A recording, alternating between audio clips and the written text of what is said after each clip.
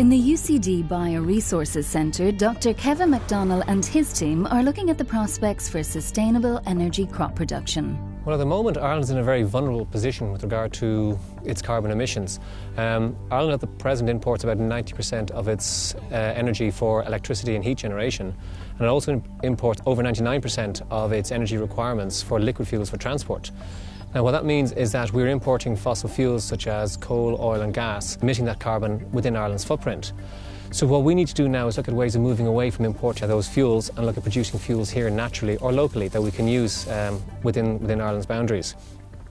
And typically what we can do is we can look at first generation or second generation fuels. So first generation fuels are typical things we see like oilseed rape or bioethanol. Oilseed rape is used for biodiesels, substituting for diesel, and bioethanol from maybe wheat or sugar beet or potatoes, that can be used to substitute for petrols.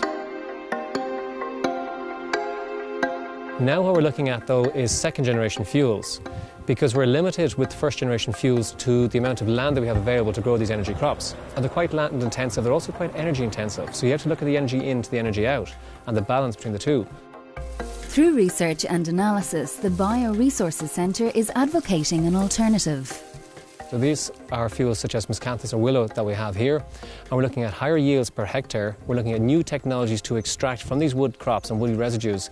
We're looking at ways of extracting petrols and diesels at a much higher extraction rate. So where we may be getting, for example, 800 or 900 litres per hectare from oilseed rape, we may be getting 3,500 to 4,000 litres per hectare from willow or miscanthus. So biofuels in that regard have a huge role and a huge potential in Ireland. There is significant discussion going on about their impact on food supplies and food shortages. And what we have said that if you're looking at, for example, first generation products such as oilseed rape, such as wheat and sugar beet for bioethanol, yes, you're in direct competition with those products for the food market. So, is there a compromise?